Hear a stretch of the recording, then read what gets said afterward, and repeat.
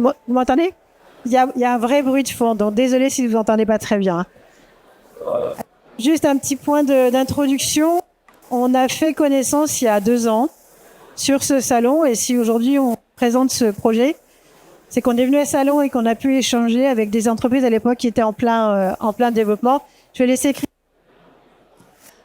Christophe présenter son entreprise. D'accord. Donc, Stelia, on est une deep tech. On a été créé en 2019. On est spécialisé en IA générative. Donc, 2019, avant le grand boom de ChatGPT. Nous, on travaille beaucoup avec la recherche française. On développe et on fine-tune nos modèles. On fonctionne sur un système RAG. On travaille sur des graphes de connaissances. Bref, plein de choses techniques. Ce qu'il faut comprendre, c'est qu'on est vraiment une deep tech. C'est la première des choses. La deuxième chose, c'est qu'on a comme ADN une volonté de développer une IA plutôt responsable et plutôt souveraine. C'est pour ça qu'on est hébergé sur des serveurs français. C'est pour ça qu'on travaille sur de l'open source et c'est pour ça aussi qu'on entraîne nos modèles avec des datas françaises. On a plusieurs clients, comme vous pouvez le voir. On a des organismes de formation, on a des écoles, on a des clients universitaires. Ce qui est important à avoir en tête, c'est que on est capable de traiter tous les sujets. On est agnostique de la connaissance parce que l'IA va apporter son analyse et on va travailler, ce qu'on fait d'ailleurs avec Enedis, on va travailler avec les experts métiers pour analyser la pertinence de l'IA et de son analyse. Voilà à peu près ce que je pouvais dire sur Stelia. Maintenant, je vais te laisser la parole. Alors, Enedis, pour ceux qui ne connaissent pas nécessairement, c'est le distributeur d'électricité en France, à quasi 95% du territoire. On est une grosse entreprise, on est quasiment 40 000 salariés, 37 millions de clients. Donc, ça vous donne un petit peu la dimension des datas qu'on va pouvoir traiter. Et ce qui est important par rapport à la collaboration avec Stelia aujourd'hui, c'est qu'on a la chance d'avoir une direction de l'innovation qui est intégrée dans nos modes de fonctionnement et qui va nous accompagner quand on va pousser des idées ou quand on va chercher à développer des projets. Et typiquement, le projet Eureka, il s'est inscrit dans une démarche d'Enedis. Cette direction d'innovation, en fait, elle va nous accompagner dans l'approfondissement des sujets. Elle va financer et tester. Elle va financer et tester la valeur qui est dégagée par le projet. Parce que toute innovation, on ne fait pas de l'innovation pour l'innovation, de la valeur. Donc ça, c'est le projet Eureka et cette démarche, c'est pas une démarche de rupture, elle va s'intégrer dans nos métiers. Et l'objectif, c'est pas du tout casser pour reconstruire, hein, c'est de s'intégrer dans nos métiers et avec nos compétences pour dégager de la valeur et changer nos façons de fonctionner pour être plus efficients. Le troisième point, c'est la volonté, en fait, par rapport à ce projet, d'accompagner les métiers et puis d'augmenter la performance. Alors, comment est-ce qu'on augmente la performance? Il faut que vous ayez en tête qu'on est une entreprise en très forte croissance. Aujourd'hui, même si on est 40 000 salariés, on est à un niveau de recrutement annuel supérieur à 3 000 personnes. Et comme on est un organisme de formation interne, toutes ces personnes vont passer par la direction de la formation, quasiment toutes. Donc, ça impose de dégager des ressources, mais ça impose surtout de s'interroger sur nos modèles. Et c'est en s'interrogeant sur ces modèles-là qu'on a pris contact en tout cas à l'époque qui s'appelait pas Stelia, mais en tout cas qu'on a travaillé avec eux pour simplifier et être agile avec une que nous. Alors, la problématique, vous l'avez entreaperçu, quand on recrute beaucoup de monde et qu'il faut les former, la question, elle est rapidement sur les budgets de formation. Alors, à la fois pour les nouveaux entrants et tous ceux qui sont déjà en poste. Budget formation pour une boîte comme Enedis, c'est plus de 100 millions d'euros, et c'est même bien plus que 100 millions d'euros. Et pour autant, il y a une question sur des informations, sur les parcours de formation qui sont dans des endroits différents. Donc, des informations qui sont dispersées. C'est difficile d'adresser individuellement les 4000 managers pour les accompagner, pour choisir la bonne formation pour leurs collaborateurs. C'est beaucoup trop... c'est juste pas possible vu la volumétrie. Et puis, on se retrouve rapidement avec des questions sur des taux de remplissage ou sur l'absentéisme, parce qu'au dernier moment, les gens se rendent compte que c'est pas la bonne formation, voire même ils ont été inscrits à plusieurs formations. Voilà. Et donc, c'est toujours cette question de centralisation de l'information. Donc, l'objectif avec Stelia, ça a été de produire un assistant qui soit capable d'amener les bonnes informations. Et quand on dit les bonnes informations, c'est faciliter l'analyse. Quelle formation, pour quel type de parcours, hein, pour quel métier. Donc, c'est la question de la recommandation et le conseil. Je passe la main. Alors, oui, ça marche. Donc, nous, on est venu traiter ces problématiques à partir d'une solution qu'on développe qui s'appelle un assistant. Vous connaissez tous le principe de l'assistant. Sauf que la particularité, on va traiter uniquement les données que notre client nous fournit. On va pas aller chercher une réponse ailleurs. Alors, à un moment donné, vous me direz, vous aurez peut-être pas l'info. C'est vrai, mais au moins, on sera pas dans le phénomène d'hallucination. Donc, on va proposer ça. On a récupéré le corpus d'Enedis, le corpus de connaissances, un corpus sous format linéaire, un corpus vidéo, un corpus audio. À partir de là, on lance ça dans la chaîne IA que nous avons. On va cartographier ce corpus. Alors, quand je dis cartographier, je vous explique rapidement ce que ça veut dire. Ça veut dire que tous ces morceaux de connaissances, on va les diviser en petites parties. À chaque petite partie, on va associer un mot-clé ou un concept. Une fois que cette carte aura été faite, c'est l'ensemble de ces parties disséminées, on va mettre en relation en vectorisant les termes les plus importants et en créant du lien avec des contenus différents. Ce qu'il faut comprendre, c'est que souvent dans les contenus qu'on nous propose, et ça répond à une problématique d'hétérogénéité des contenus, on va avoir par exemple dans une vidéo un élément de réponse, et puis dans un document PDF de 500 pages, un autre élément de réponse. Ce principe de cartographie va permettre de mettre en relation tous les éléments de réponse et donc d'associer ces éléments en une seule réponse générative. Je pose une question, on fera une démonstration tout à l'heure, je pose une question et donc j'ai une réponse générative sur un ensemble de connaissances qui est vraiment limité au corpus de nos clients. Une fois qu'on a fait ça, ça veut dire que on a centralisé les informations. Toutes les informations qui étaient un peu partout, maintenant elles sont dans le chatbot, d'accord, dans notre chatbot. Il n'y a pas d'impact SI parce que on va pas aller triturer la base de données, etc. On récupère simplement. Ça reste très accessible. C'est un accès donc simplifié parce que question en langage naturel, vous le savez, vous le faites régulièrement. Je pose une question et derrière j'ai une réponse en langage naturel, mais qui est toujours sourcée, d'accord. Et puis, ce qui est important, c'est que, et Sophie l'a évoqué, c'est la recommandation. On va contextualiser la réponse en fonction du manager, du collaborateur, et donc on va obtenir une réponse personnalisée par rapport à la situation de la personne. Donc, une personnalisation de l'information. Là, vous voyez, l'idée, mais on l'a partagée, c'est finalement... Quels sont les objectifs de cet ensemble-là? On a fait le constat, on a apporté, on est en train d'apporter, parce que on est encore au début de l'opération, mais on est en train d'apporter des éléments de réponse. Et ce que vous voyez en dessous, c'est les objectifs attendus. Et bien souvent, on y reviendra tout à l'heure, mais on a toujours cette idée de moi je veux faire de l'IA. Ouais, d'accord. Mais pourquoi vous voulez faire de l'IA?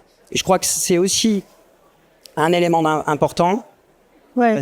Donc typiquement les résultats attendus par rapport à cet assistant, il est d'améliorer en fait la rentabilité et les dépenses qu'on a faites par rapport aux formations.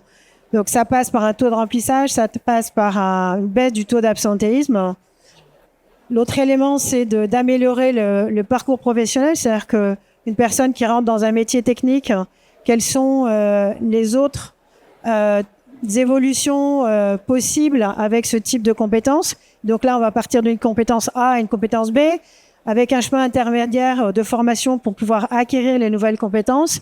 Et enfin, bien évidemment, la réduction des coûts de formation.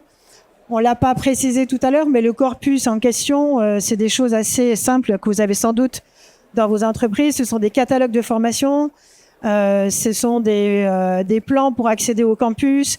Voilà, c'est toutes les informations dont a besoin un salarié quand il va partir en formation, un manager quand il a besoin de chercher une formation pour un collaborateur. Donc l'objectif, c'est qu'il choisisse la bonne formation et pas celle qui est trop longue, pas assez pointue ou trop pointue. Donc là, on a fait le choix de prendre un cas d'usage très très pratique que vous rencontrez certainement. Vous avez l'avant, vous avez l'après. L'avant, le cas d'usage, c'est je suis un salarié, j'ai une formation sur un lieu que je ne connais pas encore, qui est identifié en l'occurrence Enedis, qui est le campus de Saclay. L'idée, c'est le salarié va interroger soit son manager, soit interroger une base de données, une grande base de données, des catalogues, etc., pour trouver cette information. Ce que vous voyez au-dessus, les 4 imagettes, c'est finalement tout le process qui a amené à se poser cette question. Il a fallu faire le choix de la formation, il a fallu localiser les informations, trouver le bon campus et ensuite savoir comment je vais sur le campus. Tout ça, ça demande du temps, d'accord ? La recherche de l'information prend énormément de temps. Et donc, on avait ces informations-là qui étaient disséminées un peu partout. Je pense que Sophie, tu peux mieux en parler que moi, mais c'était sur l'intranet, c'était sur différents documents. On a l'intranet, on a l'AMS, on a plein de choses, plein de documents partout. Voilà. Et donc, on se retrouve un peu noyé sous cette masse documentaire. Et le réflexe de la personne, ça va être peut-être de solliciter son manager et lui dire « Excuse-moi, mais comment voilà ?» Et le manager, il va à un moment donné crouler sous ce genre de demande sur lequel il n'a pas véritablement une plus-value. Sa plus-value, elle est bien ailleurs. Elle est dans son expertise de formation, sur son expertise de manager, mais pas forcément sur ce type de questions. Donc là, maintenant, ce qu'on va vous proposer, j'espère que ça va partir, voilà. Vous voyez ici, donc l'assistant est ici. Vous avez, alors on le voit pas très bien, mais comment se fait l'accès au campus de Saclay ? Vous avez la réponse qui est proposée, réponse générative. Vous avez la source. Ce qui fait que la source, vous allez ouvrir le document. Vous pouvez avoir accès au document complet, mais surtout, vous avez accès à la page exacte où vous avez les informations. C'est-à-dire que si le document, je vais essayer de l'arrêter, je sais pas. Voilà. Si le document fait 500 pages, c'est toujours alors vous me direz on va dans le sommaire, mais on parcourt l'entièreté du sommaire, etc. Là, on vous amène sur la page précise où l'information a été trouvée. Même chose pour les vidéos. Si jamais vous avez des vidéos, sur le timecode précis où on a trouvé l'information. Donc ça, c'est vraiment un cas très pratique et je dirais c'est un cas assez simple pour nous puisque là, on va proposer cette information en direct. Je profite que j'ai fait un arrêt sur image, et je l'ai pas fait exprès, sur une autre fonctionnalité de l'assistant, fonctionnalité qui reste optionnable, c'est, puisque au départ, l'assistant, il est aussi fait pour, dans le cadre de la formation, vous avez ici les exercices. Les exercices, c'est des petits exercices qui sont créés automatiquement par l'IA, en lien avec la question que vous avez posée et à partir du corpus que vous avez vous. Alors là, dans ce cas-là, l'exercice, bon, il n'a pas un intérêt notoire. Par contre, dans un cadre de formation, il facilite l'ancrage mémoriel. Et il facilite, donc ces 5 petits exercices, il va faciliter l'ancrage et également une connaissance plus aboutie. Je continue. Ah oui, je la repasse. Bon, c'est pas grave. Comme ça, vous allez bien la revoir. Voilà. Si jamais vous savez pas qu'on a un campus à Saclay, maintenant vous saurez. Voilà. Donc, Enedis a un campus à Saclay. Juste à côté, vous avez les concepts et les questions similaires. C'est en lien avec ce que je vous parlais, le graphe de connaissances. Donc, on va fournir des concepts liés, des thématiques qui sont liées à cette question. Ces thématiques, elles vont être déclinées autour d'un mot-clé. ce mot-clé sera défini à partir, encore une fois, de vos corpus. Et puis, les questions similaires, c'est pour élargir le champ. Là aussi, on se passe dans une action de formation. Vous voyez, les exercices sont joués. On se place plus dans une action de formation que dans le cas qu'on vous présente. Donc là, je vais laisser dérouler. Les concepts, voilà, vous les avez. Donc, à chaque fois, une définition issue de vos corpus. Et puis, les questions similaires.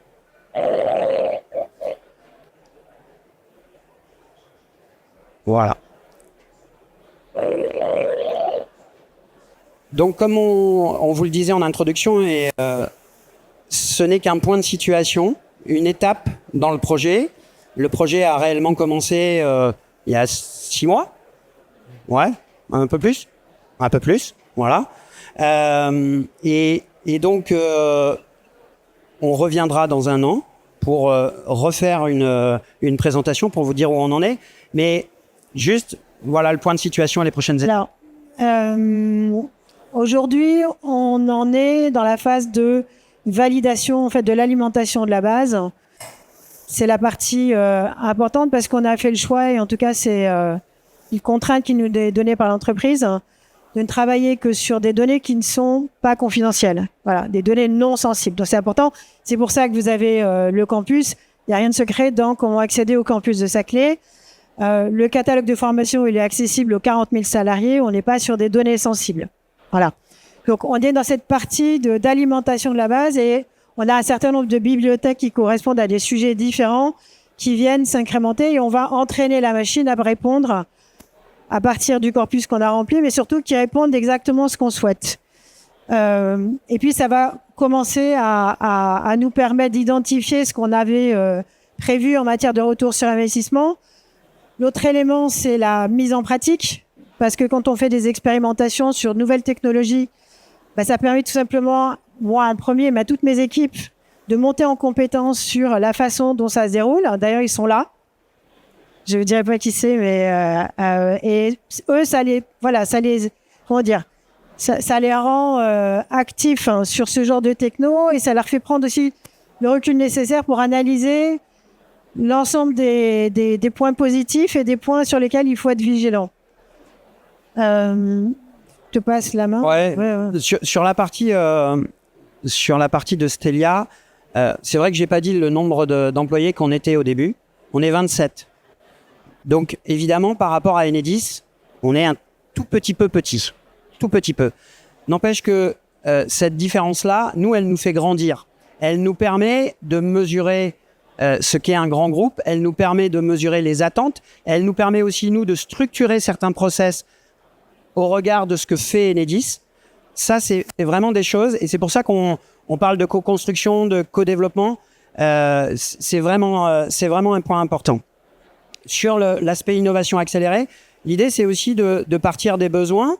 Il y a des besoins à l'instant T. Et puis, au fil du projet, il y a des choses qui vont ressortir. Notre idée à nous, c'est de travailler sur notre agilité et d'influer sur notre capacité à proposer des choses et à interagir plus rapidement. Bon, l'amélioration des produits, évidemment. De toute façon, le produit il est en amélioration continue. Il n'y a pas... voilà, c'est même plus un sujet. Et au-delà de ça, nous, ça nous permet de gagner en crédibilité.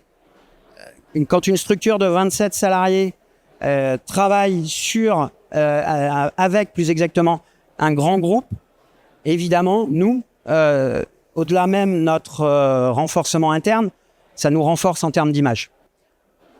Et peut-être, ouais. Oui, alors la prochaine étape, très factuellement, c'est le déploiement de l'assistant auprès des futurs utilisateurs. Donc ça, c'est calé pour fin février. On a 25 directions régionales. Il y en a 4 qui vont avoir accès, tout simplement pour mesurer avec ou sans. Donc ça fait partie de l'expérimentation. Je pense qu'on va ouvrir assez rapidement à un peu plus de directions régionales. Mais ça, c'est pas très grave. Et puis, l'objectif, c'est de mesurer l'impact avec ou sans l'assistant. Je rebondis sur ce que disait Christophe. On n'a pas la même taille, c'est évident. Par contre, on a le même état d'esprit, ça c'est important aussi. Et en tout cas, sur le volet compétences et sur le volet responsabilité, je pense notamment à tout le volet RSE. Je pense qu'on parle des mêmes choses et ça c'est important parce que l'IA, c'est pas neutre hein, dans la consommation d'énergie, c'est pas neutre dans l'impact. Et donc, ça fait partie des discussions et pas que sur l'énergie, sur les compétences, sur les gens, que deviennent les métiers, que deviennent les emplois. Aujourd'hui, on va le prendre comme un outil pour travailler différemment, y compris sur la conception de nouvelles offres. Mais il y a toute une réflexion en parallèle sur le devenir de certains métiers qui va s'inscrire en parallèle de ce projet. En tout cas, c'est un prétexte. Donc moi, je terminerai juste sur le fait que, et c'est en lien avec ce que je disais précédemment, hein, ça va nous donner accès à un marché beaucoup plus large et si tout se passe bien, j'espère, évidemment, ça aura valeur d'exemple. Donc ça, c'est très important. Et juste une dernière chose, cette phrase que vous voyez là, elle n'est pas de moi, elle est de Sophie et je trouve que c'est très instructif. Alors vous allez me dire, c'est du b.a.-ba peut-être, mais Enedis, le groupe Enedis est venu avec des cas d'usage identifiés. Ils sont pas venus avec l'idée de dire « Ah tiens, je voudrais faire de l'IA ». D'accord, on a tous envie de faire de l'IA, mais pourquoi je veux faire de l'IA et qu'est-ce que je vais y gagner? Qu'est-ce que l'IA va apporter de plus qu'un tableur Excel ou même n'importe quel outil? Et je crois que ça, c'est fondamental dans la démarche des entreprises vis-à-vis des startups qui construisent des solutions. C'est-à-dire, quelle est la plus-value que je cherche au travers d'une solution d'IA? Voilà. Merci beaucoup Christophe et Sophie. Merci. Alors déjà un grand bravo pour votre initiative. Ce que j'ai vraiment trouvé intéressant, c'est cette notion de délégation de tâches à faible valeur ajoutée à un assistant. Donc vraiment, on arrive sur l'ère de l'IA agentique, sujet qui sera exposé à 16h30.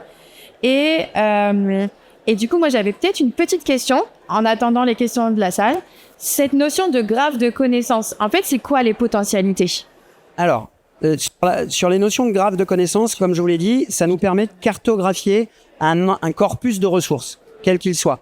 Et l'intérêt du graphe de connaissances, c'est qu'il va vous donner un état des lieux à l'instant T de votre corpus, mais l'intérêt derrière, c'est de pouvoir le comparer à quelque chose.